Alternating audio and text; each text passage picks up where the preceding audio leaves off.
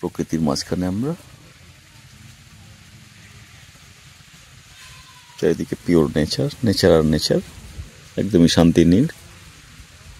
বিষ্ণুপুর জঙ্গল ক্যাম্পের মধ্যে আমরা পাখির ডাকের সঙ্গে সময় কাটানো, আর আমি ঘুম এসে যাচ্ছে। আজকে আমাদের সঙ্গে জয় আছে, he is a IIM staying in Bangalore, ও আজকে এখানে এসছে। Sourav also engineer. রাজা আছে আমাদের সঙ্গে, profession in government security service. হ্যাঁ, ও এখন ঝাড়গ্রামে আছে। রাজা, তুই কেমন এনজয় করছিস জায়গাটা? জায়গাটা মানে একদম শান্ত শিষ্ট নিরিবিলি আর নেচারের সাথে একদম টাচ হয়ে আছে আর কি। এক্স্যাক্টলি। জয়, একটু ব্যাখ্যা কর জায়গাটা সম্বন্ধে। এখানকার মেন ইউএসপি হচ্ছে যে এটা হচ্ছে একদম নেচারের ভেতরে, এবং শহরের সমস্ত কোলাহল লের থেকে বাইরে, পুরোটাই জঙ্গলের ভেতরে।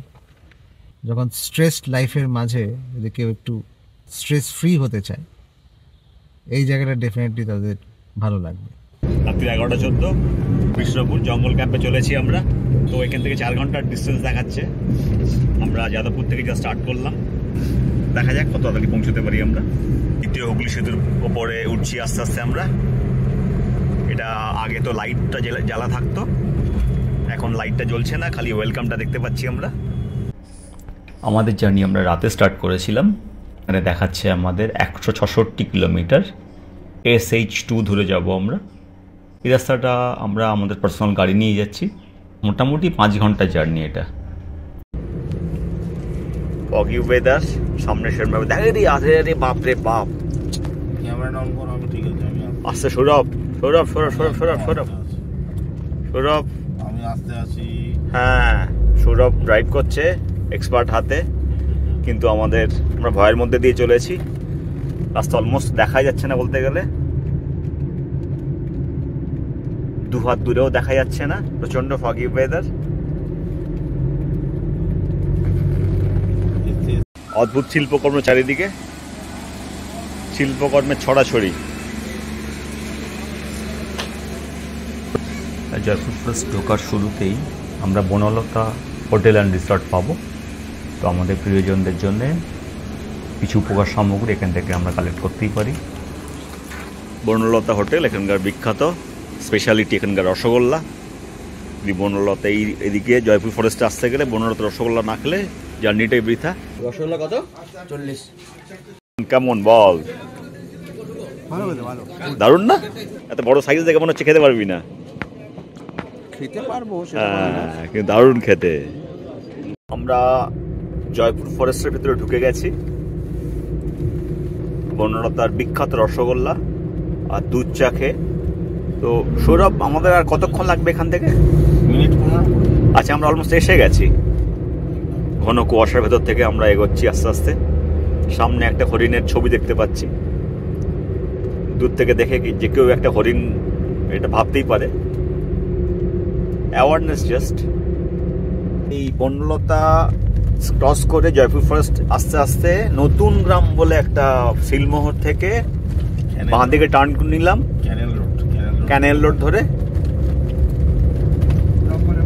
জঙ্গলের মধ্যে দিয়ে চলেছি আমরা।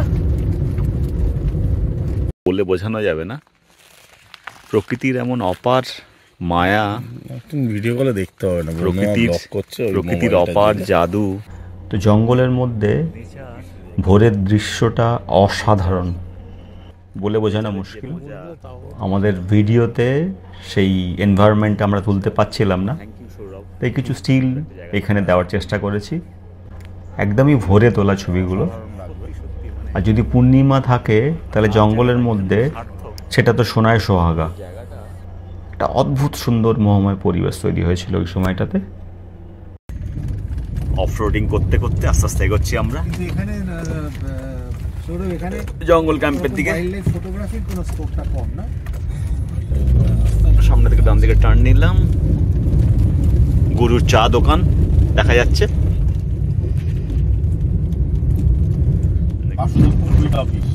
Basudebpur breed office.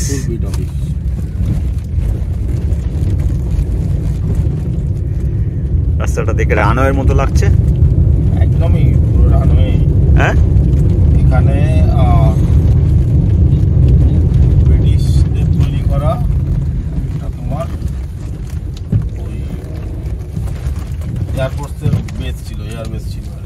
আচ্ছা, রানওয়ে দিয়ে চলেছি আমরা।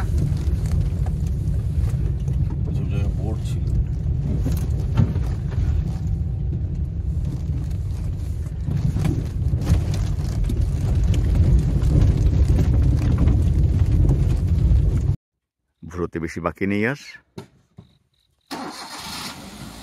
We are entering বিষ্ণুপুর জঙ্গল ক্যাম্প।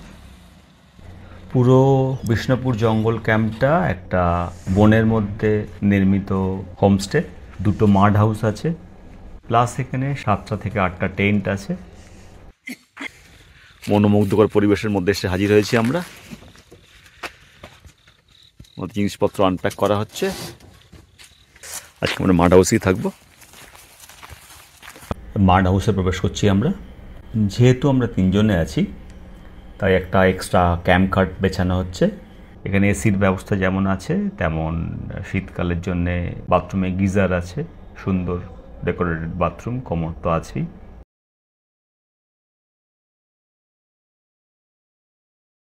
টেন্টের সামনে থেকে এন্টার ক্যাম্পাসটা। আস্তে আস্তে ভোরের আলো ফুটছে।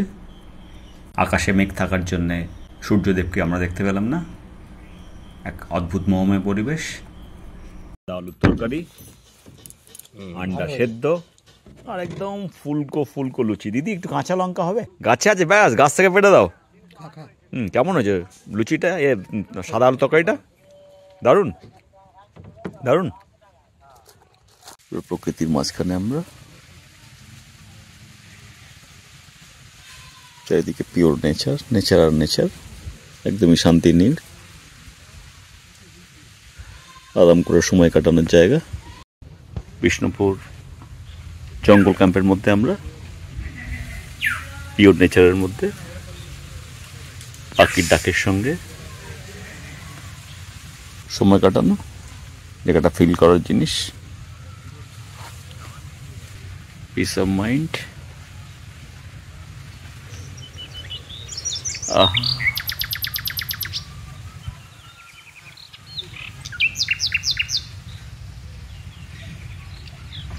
আরামে ঘুম এসে যাচ্ছে।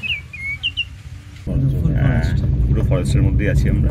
সৌরভ এই ফরেস্টে সুন্দর রাস্তা, দিনরাত যাতায়াত করছে।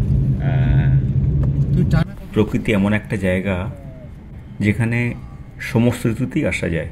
কেবল প্রচণ্ড গরমটা যদি আমরা অ্যাভয়েড করতে পারি, বাকি সমস্ত ঋতুই প্রকৃতির জন্যে আদর্শ।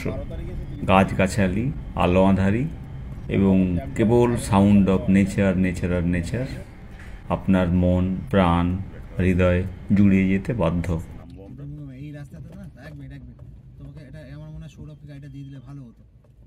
প্রপার মেনটেন্যান্সের অভাবে কত যে সরকারি সম্পত্তি নষ্ট হয়, তার একটা প্রকৃষ্ট উদাহরণ হচ্ছে বিরসা মুন্ডা হল্ট স্টেশন।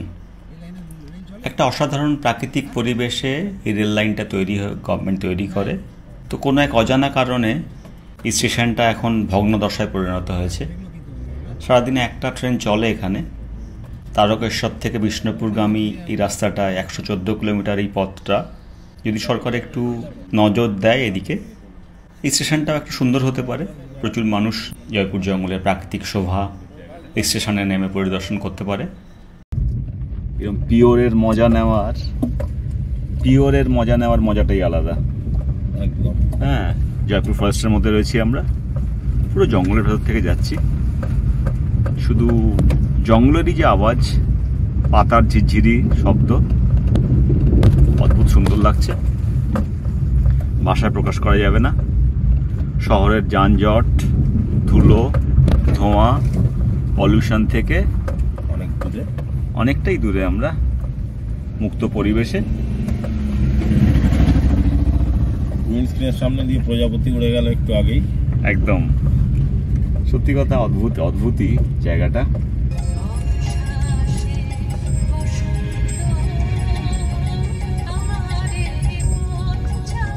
সত্যি প্রকৃতি যে কত সুন্দর হতে পারে,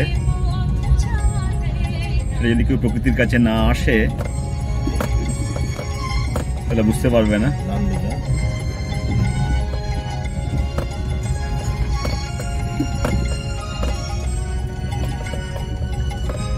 প্রকৃতিকে ফিল করতে গেলে প্রকৃতির কাছাকাছি আসতে হয়, তাকে ছুঁয়ে দেখতে হয়।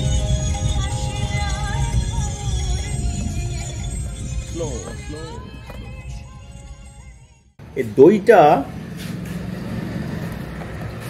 মানে যদি না মুখে দেওয়া যায় না, ও মালাই দই, মালাই অসাধারণ অসাধারণ অসাধারণ।